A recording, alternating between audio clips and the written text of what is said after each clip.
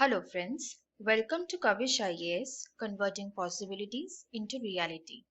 आज हम ये डिस्कस करेंगे कि इंडिया में आर्टिफिशियल इंटेलिजेंस को लेकर के क्या-क्या इनिशिएटिव्स लिए जा रहे हैं। Among the major economies, India artificial intelligence के रेस में कहाँ स्टैंड करता है, वो हम देखेंगे। The two super powers US and China, इन दोनों के साथ कंपटीशन में हम लोग किस तरह से आगे बढ़ रहे हैं। Are we collaborating with someone who wants to collaborate with us? हमारी स्ट्रैटेजी क्या है, किस तरह से हम दूसरी कंट्री को फायदा पहुंचाएंगे और हमें कैसे फायदा होगा, ये एनालिसिस हम आज करेंगे। Fine. So the main topic will be India and AI, its global participation and indigenous developments as well. So friends, let us start with the topic. Let us first analyze कि India की इस race में position क्या है। Fine. हम लोग technology में वैसे तो बहुत आगे जाने की कोशिश कर रहे हैं और एआई काफी न्यू टेक्नोलॉजी है, काफी मैच्योर टेक्नोलॉजी है जो कि बहुत फास्ट पेस में बढ़ रहा है। हम इस रेस में कहाँ स्टैंड करते हैं? द आंसर इज हम बहुत पीछे नहीं है, we are doing pretty well. So let us analyse that. India ranks third in the world in terms of high quality research publications in AI। जब रिसर्च पब्लिकेशंस की बात आती है, रिसर्च पब्लिकेशंस मींस जब हम कोई इन्वेंशन करते हैं, कुछ समझने की कोशिश करते हैं, तो उसके लिए एक एक्सटेंसिव स्टडी करने की जरूरत होती है। बाद में वो एग्जीक्यूट होता है, फिर वो कमर्शियलाइज होता है। तो जो इनिशियल स्टडी होती है उसको कहते हैं रिसर्च। तो ये रिसर्च हमारे यहाँ पर बहुत अच्छे से हो रहा है। फाइन। उसके पब्लिकेशंस, अगर आप रिसर्च करोगे तो सिर्फ अपने अंदर तक उसे रख देने से नहीं होता, you have to publish it. ठीक है, तो ऐसे पब्लिकेशंस में हम लोग थर्ड पोजीशन पे हैं, बट स्टिल इस मामले में हम चाइना से थोड़े से पीछे हैं। ठीक है, बट दैट्स फाइन, हम लोग स्टिल थर्ड पोजीशन पे हैं। We have been ranked first for AI adoption by organisations. जब डिफरेंट ऑर्गेनाइजेशंस में एआई अडॉप्शन की बात आती है, डिफरेंट सेक्टर्स में, वहां पर हमने सबसे अच्छा काम किया है। So when it comes to implementation, और रादर से सेफ इम्प्लीमेंटेशन, वहां पर हम सबसे आगे हैं। Seventh for the number of newly funded AI companies. ठीक है, 2013 से 2021 तक इस टाइम स्पैन पे हम लोगों ने एआई कंपनीज जो एस्टैब्लिश की है उसमें हम सेवेंथ पोजीशन पे आते हैं। Further, India has been ranked first in all 5 pillars of peak AI decision intelligence maturity scale, which assesses a business's commercial AI readiness। एक बिजनेस में अगर आप AI इंप्लीमेंट करते हो, कमर्शियलाइज करने में वो कितना ज्यादा सही है, कितना एफिशिएंटली AI उसमें काम कर सकता है, उसके एनालिसिस में जो 5 पिलर्स एनालाइज करने होते हैं उस पे हम लोग फर्स्ट हैं। मींस बिजनेस में एआई को इम्प्लीमेंट करने के लिए जो स्टडी होती है उसमें भी हम लोग फर्स्ट पोजीशन पे हैं। Okay, now this is a very important, a very critical question. US हमारे साथ कोलैबोरेट करना क्यों चाहता है? जो इंडिया थर्ड पोजीशन पे है, यूएस और चाइना में फर्स्ट एंड सेकंड का वॉर है। फाइन। यूएस ऑलरेडी हमसे आगे है, या तो बाय 1 पोजीशन और by 2 positions. So why is US collaborating with us? US का बहुत बड़ा थ्रेट है China, in terms of everything. China हर तरीके से बिगेस्ट सुपर पावर बनना चाहता है, फर्स्ट पोजीशन पे आना चाहता है, टेक्नोलॉजी के टर्म्स में भी, बायोलॉजिकल वेपन्स बनाने के लिए भी उन्होंने बहुत सारी कोशिशें की है। तो हर तरह से वो आगे आना चाहते हैं और यूएस ऐसा होने नहीं देगा। तो यूएस ने सोचा क्यों ना, गिवन हमारा जो रिपोर्ट कार्ड है जो हमने जस्ट पिछली स्लाइड में डिस्कस किया, वहां पर हम लोग इतना अच्छा परफॉर्म कर रहे हैं और ग्लोबली थर्ड में है। अगर फर्स्ट और थर्ड या फिर सेकंड और थर्ड मर्ज हो जाते हैं तो चाइना को हम काफी पीछे धकेल सकते हैं। ठीक है, किन किन स्ट्रैटेजीज के लिए इंडिया और यूएस का कोलैबोरेशन होने वाला है? So first let us analyse this paragraph. Being worried about China's intent with potential threat to be dominated by it, US can't sit idle with the opponent when the opponent can impede in its cyber security.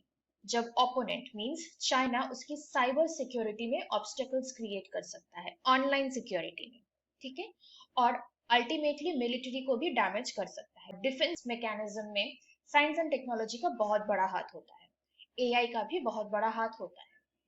जैसे कि कोई detection करना हो, remote location वगैरह, उसमें AI का importance होता है। To avoid such a situation, US is tying up with India in two developments. दो projects में US हमारे साथ tie up करना चाहता है. One is the executive order on AI issued by President Joe Biden.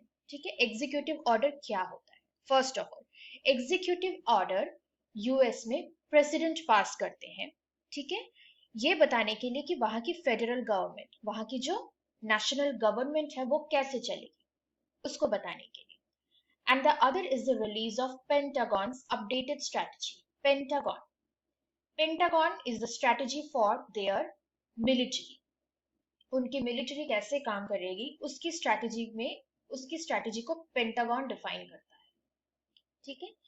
So that means overall governance को regulate करने के लिए क्या करना होगा, इसमें भी उसे इंडिया की हेल्प चाहिए, प्लस मिलिट्री के लिए, डिफेंस के लिए भी क्या करना होगा, उसमें भी इंडिया की हेल्प यूएस मांग रहा है.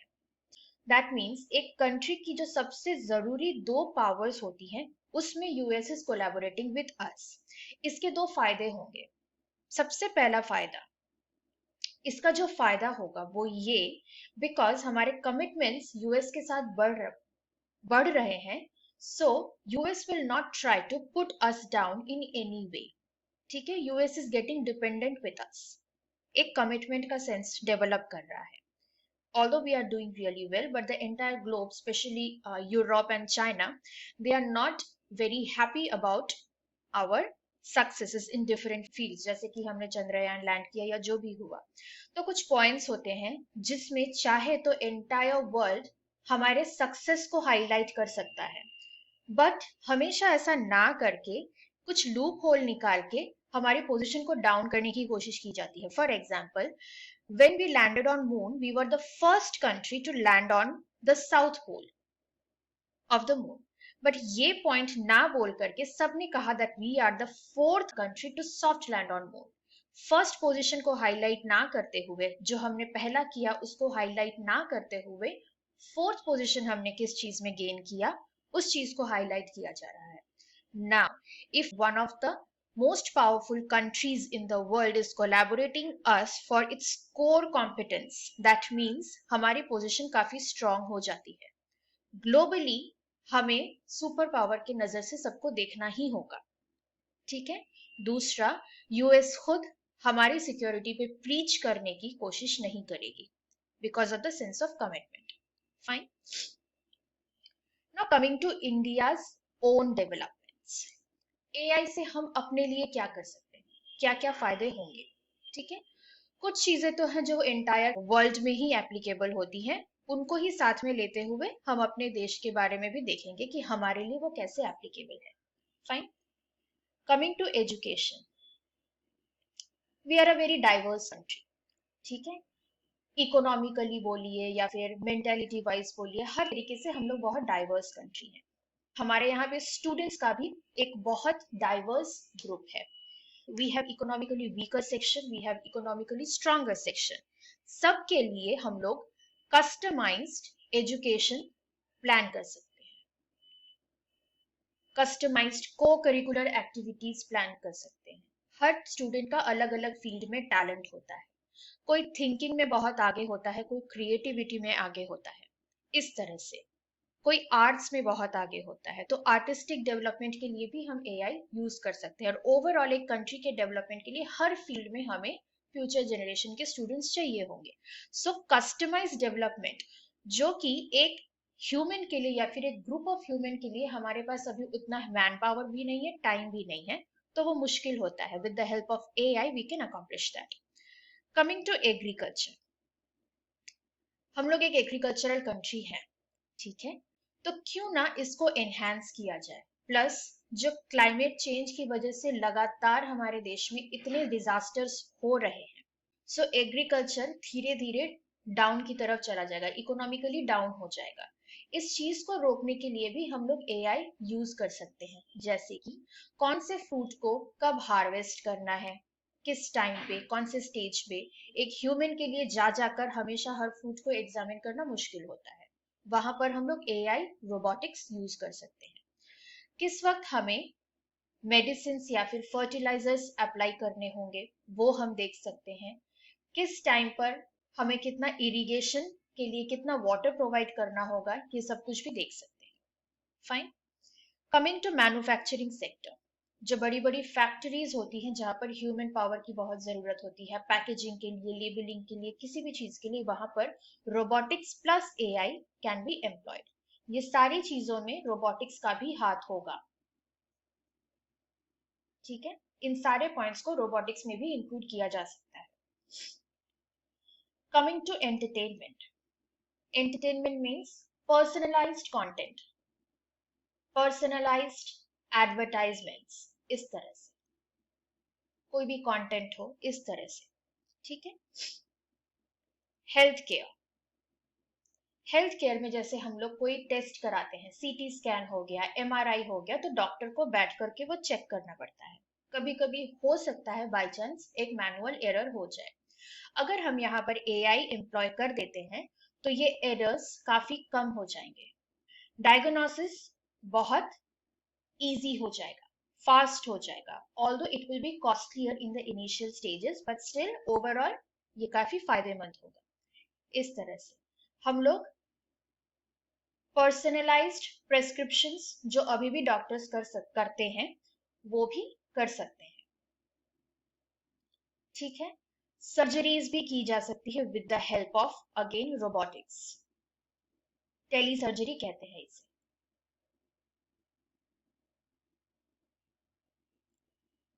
फाइन। सो इतने सारे एरियाज में हम लोग एआई को एम्प्लॉय कर सकते हैं and we are working on that. इन सब के लिए सबसे पहला स्टेप होता है रिसर्च, जिसमें हम लोग थर्ड पोजीशन पे आते हैं, और इसे बेसिकली और मेनली फंड करता है नीति Aayog. NITI Aayog, we know it's a think tank. ठीक है। नीति आयोग मेनली इसे फंड करता है और इसके लिए आइडियाज भी प्रोवाइड करता है। Next, now coming to India's initiatives for generative AI. AI के फील्ड में इंडिया क्या क्या काम कर रहा है। ठीक है, बहुत सारी इनिशिएटिव्स हैं, उनमें से कुछ के बारे में जो ज्यादा इंपॉर्टेंट है उनके बारे में हम डिस्कस करेंगे। Do not get confused from generative AI. Generative AI is one of the major implications of AI. मतलब generative का मतलब क्या होता है? अगर आप कोई बहुत सारे inputs देते हैं, ठीक है, फॉर एग्जाम्पल जो चैट जीपीटी है वो जनरेटिव एआई है। यू आस्क क्वेश्चंस, वो वहां से बहुत सारे ऑनलाइन बहुत सारा डेटा वो कलेक्ट कर लेता है, उसके बाद अपना एक पॉइंट ऑफ व्यू वो जनरेट करके आपको समझाता है, न्यू एक आंसर होता है उसका। फिर जैसे इमेजेस आजकल बहुत सारे बनाए जा रहे हैं, if you want to find an image of a human being who could be a male, उसकी ऐसी हाइट होगी, ऐसा कॉम्प्लेक्शन होगा, ऐसा उसका नेचर होगा, ऐसे आई कलर होंगे, तो वो बहुत सारे इमेजेस को कलेक्ट करके वहां से ये सारे डिजायर्ड प्रॉपर्टीज को एक्सट्रैक्ट करके एक न्यू इमेज वो जनरेट करके आपको देगा। That is generative AI. तो इस चीज को लेकर के इंडिया में कौन कौन से इनिशिएटिव्स लिए गए हैं। ठीक है। Number 1 is introducing the generative AI report.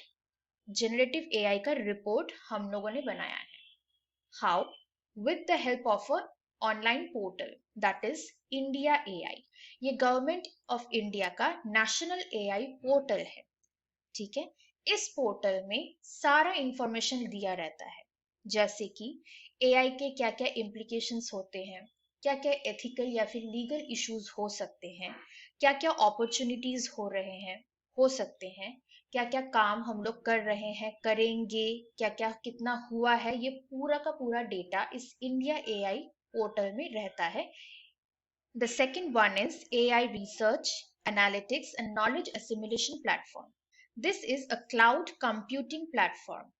Cloud computing platform means online computing platform. Okay, मतलब बहुत सारे ऑर्गेनाइजेशंस या फिर बहुत सारे सेक्टर्स, बहुत सारी कंपनीज चाहे तो आपस में ऑनलाइन एक इंटरकनेक्टेड कैलकुलेशन कर सकती है।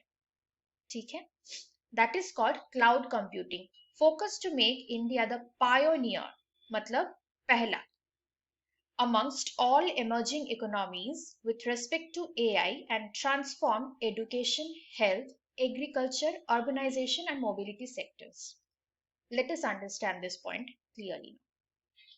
ये जो इतने सारे सेक्टर्स हैं, ठीक है, ये सारे आपस में एक्सक्लूसिव नहीं है, इन सबको एक दूसरे से जोड़ा जा रहा है। Education, health, agriculture, urbanisation, mobility sectors means transport. तो क्योंकि ये सारे आपस में इंटरमिंगल्ड कुछ ना कुछ हद तक जरूर होते हैं, specially because of this mobility sector, इनमें कितना इन्वेस्टमेंट जाएगा, इन सब का कैलकुलेशन होना चाहिए, एक डेटाबेस मेंटेन होना चाहिए। ठीक है, पहले के दिनों में क्या होता था, ये डेटाबेस पहले जैसे एजुकेशन सेक्टर में कितना खर्चा हुआ उसका ऑडिट होता था, फिर उसका रिपोर्ट जाता था। मोबिलिटी में कितना खर्चा हुआ इसका रिपोर्ट जाता था। मोबिलिटी में फॉर एजुकेशन कितना गया, फॉर हेल्थ कितना गया, फॉर एग्रीकल्चर कितना गया, इनका अलग अलग कैलकुलेशन होता था। अभी ये क्लाउड कंप्यूटिंग के जरिए होगा, मींस सब अपना अपना खर्चा, अपना अपना इन्वेस्टमेंट ऑनलाइन इनपुट करेंगे और वहां से डेटा सबको पता चल जाएगा।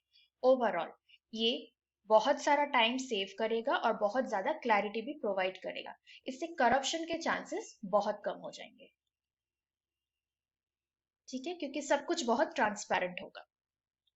Next, joining the global partnership on AI, that is GPay 2020, global partnership on AI, entire world के साथ हम लोग पार्टनरशिप कर रहे हैं। ठीक है, how many countries, 15 countries. India allied with 15 countries. So total there will be 16 countries to form the GPay. The purpose is to construct frameworks, means points होंगे, क्या क्या करना है, क्या क्या नहीं करना है, for responsible utilization of emerging technologies. Next, National Strategy for Artificial Intelligence. हमारी खुद की strategy क्या है? Government of India has published the National Strategy for Artificial Intelligence with the purpose of developing an ecosystem for research and adoption of AI. हमें एक ecosystem की जरूरत है, मींस एक कल्चर की जरूरत है, इंफ्रास्ट्रक्चर की जरूरत है, एक माइंडसेट की जरूरत है, कैसे हम लोग एआई को लेकर के रिसर्च करें और उसको अडॉप्ट करें, उसके लिए स्ट्रैटेजीज बनाई है गवर्नमेंट ऑफ इंडिया ने। Promoting this ecosystem, funding research and development, supporting the startups, सिर्फ रिसर्च करने से नहीं होगा, उसको कमर्शियलाइज करना होगा। So supporting the startups and innovation hubs, framing AI policies and strategies, and promoting AI education and skilling. ठीक है, Sixth point, National Mission on Interdisciplinary Cyber Physical Systems. Let us understand this point. These are actually Technology Innovation Hubs, TIH, have been established on AI and machine learning at IIT Kharagpur. हमारे देश में जो भी science and technology को लेकर major काम होते हैं, कुछ इंस्टीट्यूट्स उसमें बहुत आगे हैं। फॉर एग्जांपल आईआईटी, ठीक है, एआई को लेकर के आईआईटी खड़गपुर बहुत काम कर रहा है, और if you go to robotics, वहां पर आईआईटी बॉम्बे का बहुत बड़ा हाथ है। फिर है आईआईएससी, आईआईटीएम है, बहुत सारे इस तरह से इंस्टीट्यूट्स हैं। ठीक है, that aims to provide the state of the art. State of the art means हमारे खुद के तरीके, वन ऑफ अ काइंड, इस तरह से खुद का, दूसरों से कॉपी नहीं किया हुआ। State of the art training and capacity building to create next generation scientists, technicians, engineers, technocrats in the field of AI. मतलब जो नेक्स्ट जनरेशन में एआई को लेकर के हम बहुत अच्छे से काम कर सके, हमारे पास गुड क्वालिटी साइंटिस्ट्स हो, टेक्नीशियंस हो, इंजीनियर्स हो, टेक्नोक्रेट्स हो, इसके लिए हमें रिसर्च को बहुत अच्छे से प्रमोट करना होगा। तो आईआईटी खड़गपुर इस फील्ड में काम कर रहा है। तो ये था आज का हमारा topic, that is India and artificial intelligence, it's global participation and indigenous developments in the field of AI. So friends, if you have any doubts or if you need any clarification, you can contact us in this number. अगर आपको किसी भी तरह की mentorship या फिर coaching assistance की जरूरत हो उसके लिए भी आप हमें कांटेक्ट कर सकते हैं. We have two centers, one in South Kolkata, another one in North Kolkata. South Kolkata में हाजरा रोड, North Kolkata में VIP road. Till then, study well. Thank you.